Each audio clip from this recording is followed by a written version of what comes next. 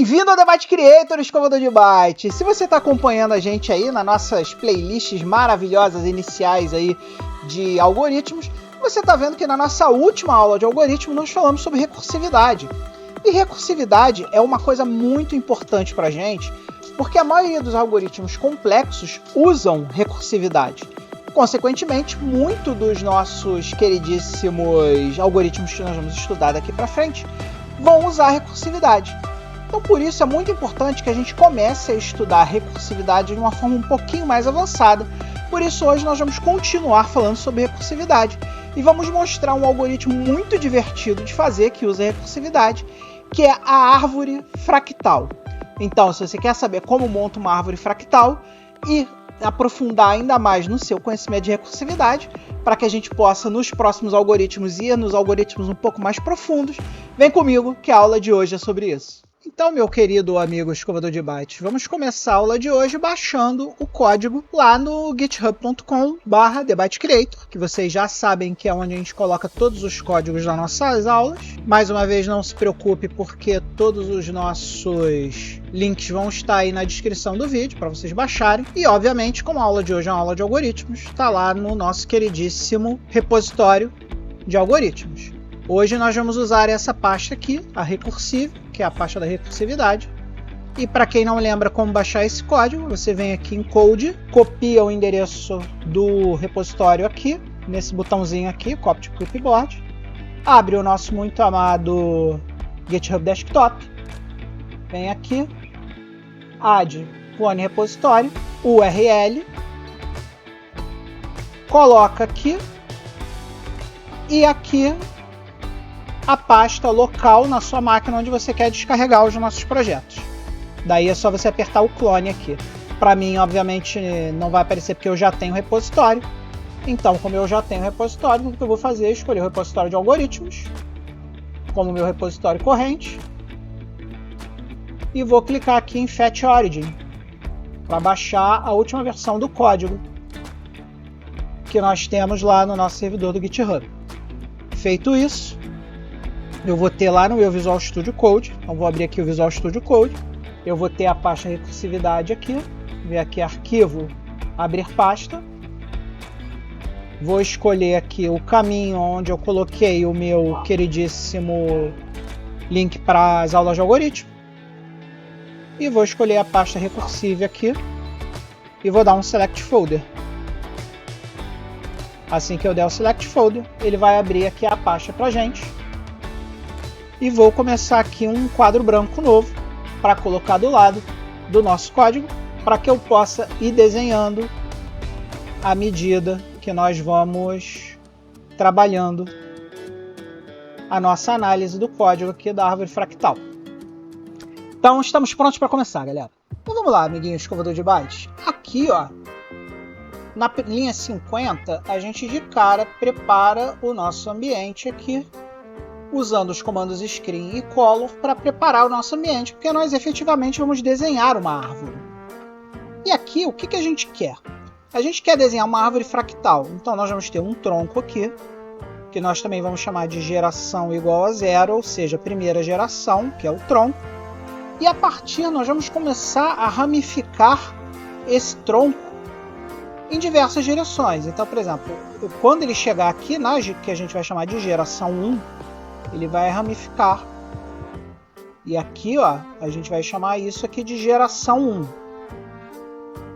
Então ele vai criar dois ramos aqui. E aí na geração 2, nós vamos criar 4 ramos. Porque nós vamos criar um ramo aqui e um ramo aqui. E aí, nós também na geração 2 vamos criar um ramo aqui e um ramo aqui. E aí nós vamos ter uma geração 3. E nessa geração 3, como vocês imaginam, nós vamos ter um ramo aqui. E nós vamos ter um ramo aqui. Mesma coisa para cá e assim sucessivamente. Ou seja, a cada nova geração da nossa árvore, que vai crescendo de geração a geração, nós vamos ter uma ramificação onde nós vamos ter que abrir em 2. E aqui, qual é a recursividade nesse caso? A nossa função recursiva vai criar esse cara, depois vai criar esse cara, depois vai criar esses caras, depois vai criar esses caras, depois vai criar esses caras. E assim sucessivamente para a nossa árvore ir ramificando. Vocês vão ver isso muito melhor quando a gente efetivamente executar o nosso código. Para que a gente possa desenhar a árvore, a gente obviamente vai precisar estar no modo de desenho, modo gráfico, Screen 2, e aqui a gente vai colocar branco no preto para ficar bem visível para vocês. E aqui nós criamos uma variável A, nesse ponto do código aqui, que nada mais é que o ângulo. As nossas funções em Basic que usam ângulos, elas trabalham em radianos. Então a gente precisa entender 90 graus em radianos. Por que 90 graus? Se você olhar aqui, o nosso tronco ele está a 90 graus. Vamos desenhar o tronco aqui. Ele vai estar a 90 graus em relação ao plano. Então aqui é o plano, aqui são 90 graus e aqui é o nosso tronco. Como ele tem que estar a 90 graus, a gente precisa calcular 90 graus em radianos. Para quem lembra lá da geometria da tia Cotinha, vocês lembram que se a gente pegar aqui uma circunferência e dividir ela em radianos, ela começa em 0, vai π sobre 2, aqui ela vai a π, aqui ela vai 3π sobre 2, e quando dá a volta completa, 2π. Como nós queremos 90 graus, nós queremos esse ponto aqui circunscrito no nosso círculo. Aqui tem 90 graus, exatamente como nós precisamos aqui. Então, 90 graus em radianos é igual a π sobre 2. Então, esse valor aqui, 3,14159, é o valor arredondado de π, com 5 casas decimais. Se nós dividirmos ele por 2, nós vamos ter π sobre 2. Então, A vai ser igual a 90 graus em radianos. Para que a gente possa usar nas nossas funções. Até aqui tudo bem? Se você não está entendendo nada disso aqui, eu vou recomendar um livro para você. Um livro muito bom, inclusive. Aqui, esse livro aqui, ó. O nome desse livro é Matemática para Programadores, onde ele vai te dar várias bases matemáticas para que você possa trabalhar esse tipo de coisa quando você estiver falando de algoritmos. E eu vou recomendar um segundo livro aqui, que talvez seja até mais pertinente, que é esse livro aqui, ó, Geometria para Programadores. Nesse Geometria para Programadores, a gente vai ter todas as implementações algorítmicas de funções geométricas para programadores. Então, se você é um programador que acha que vai precisar de geometria algum dia na sua vida, esse livro aqui é muito bom. Então, agora vamos começar a estudar esse outro parâmetro aqui, que é o dA, que é a nossa variação angular. O que é a nossa variação angular?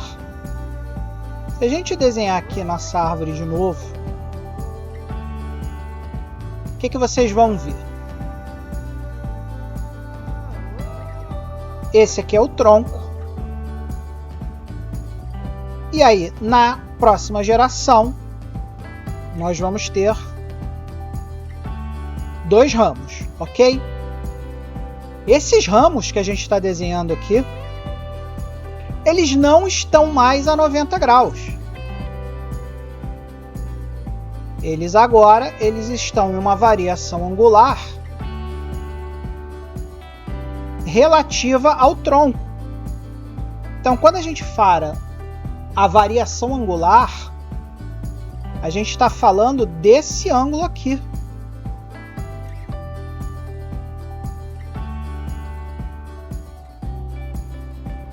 Variação angular. Então, quando nós dizemos que a nossa variação angular é de 60, a gente está fazendo um cálculo relativo a 90 graus de qual é o ângulo que nós vamos aplicar nesse ramo aqui. E, consequentemente, em todos os ramos da nossa árvore. E aí, a cada nova interação do nosso algoritmo, cada nova geração,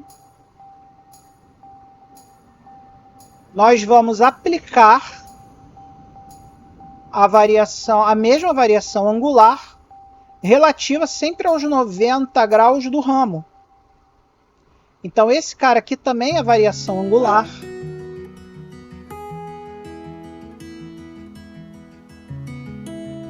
E aí esse cara aqui também vai ser uma variação angular.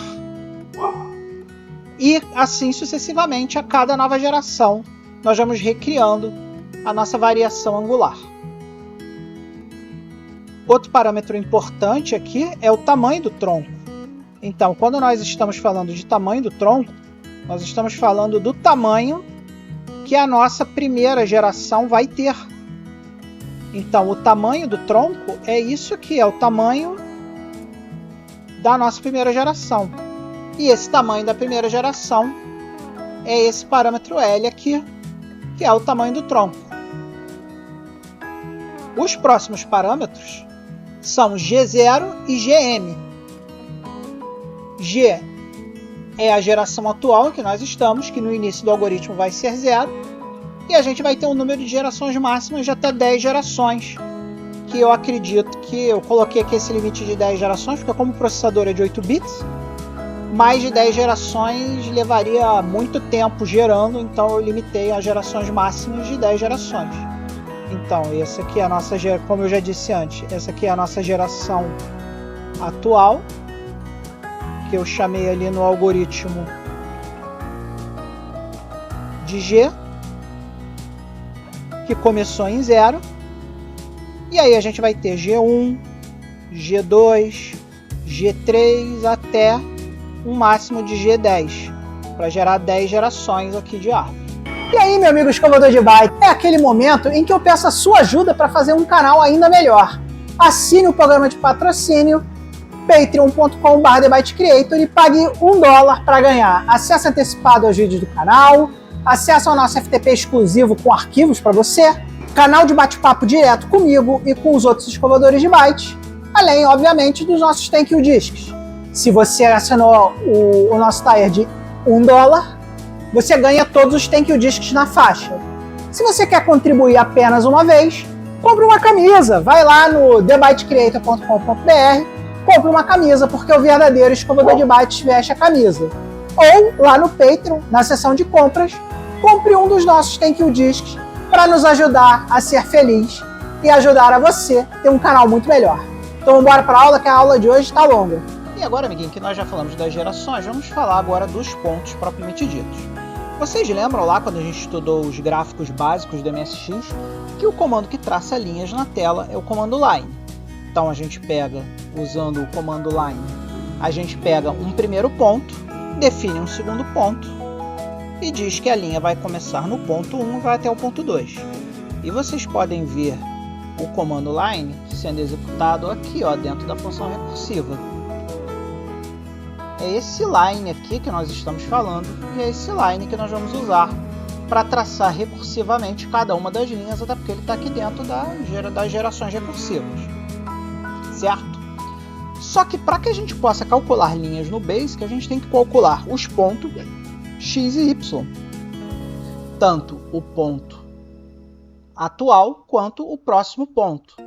Então nós temos aqui no nosso código duas variáveis chamadas delta do próximo ponto, x e y, e novo ponto. Porque quando nós escrevermos o nosso primeiro ponto, vamos supor que o nosso primeiro ponto, está aqui. Na geração 1 é fácil. O próximo ponto vai estar aqui igual uma linha igual ao tamanho do tronco. Só que para a gente calcular a diferença desse ponto para esse ponto, nós vamos ter que calcular o delta. O que é o delta? É o deslocamento.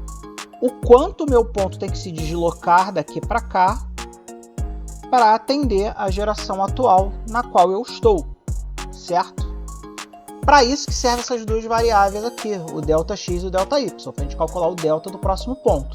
E baseado nesse delta, nós vamos calcular efetivamente, baseado nesse delta aqui, nós vamos calcular efetivamente qual é o próximo ponto, que aí são essas duas variáveis aqui. E nós também vamos ter um negócio aqui que é o shrink, né? SKI de shrink, que é o quanto o nosso tronco vai reduzir a cada geração. Eu não sei se vocês notaram, mas toda vez que a gente desenha a nossa árvore aqui, geração 0, geração 1, a próxima geração é menor, o ramo é menor que o tronco sempre.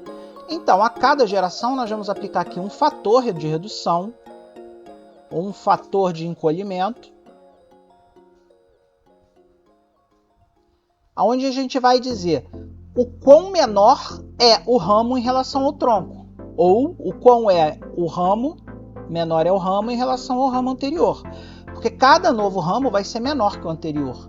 Então aqui a gente está aplicando uma redução de tronco aqui, ó, de 60%. Então, a cada geração da árvore, o tronco vai ficar 60% menor. E aqui nós temos o nosso primeiro ponto, que é o ponto onde vai começar tudo. Se vocês lembram da aula de recursividade passada, vocês lembram que para que a gente consiga manter a recursividade, a gente tem que guardar os resultados em vetores, para que a gente não perca os resultados na stack. Então nós vamos manter as coordenadas x e manter as coordenadas y a cada geração. Isso também vai ser usado no nosso algoritmo, porque muitas vezes o nosso algoritmo vai ter que voltar.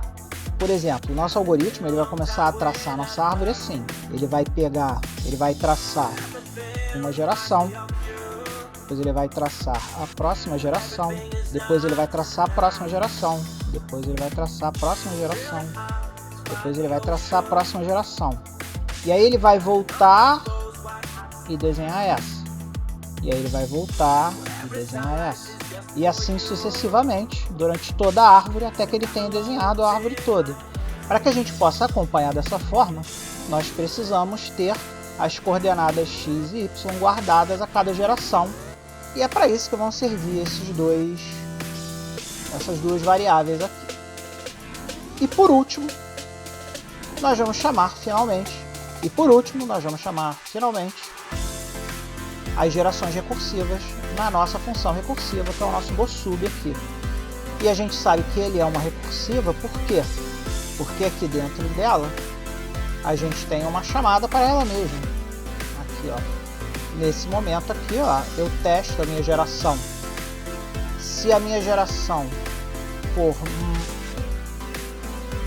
menor ou igual à geração máxima, eu faço a recursividade até que eu tenha toda a árvore criada. Então é isso aí, meu amigo escovador de bytes. Muito obrigado se você chegou até aqui. Infelizmente acabaram os nossos 20 minutos de hoje e não deu tempo de ver a árvore recursiva completamente. Mas nós conseguimos ver todos os conceitos básicos que nós vamos implementar na nossa árvore recursiva. Com isso, na próxima aula nós vamos focar lá na função recursiva propriamente dita, como a gente calcula os cossenos e os senos para poder fazer os deltas, calcular o ponto delta para fazer o line e aí fechar esse conhecimento da árvore recursiva. Mas agora você já está embasado para a gente fechar na próxima aula.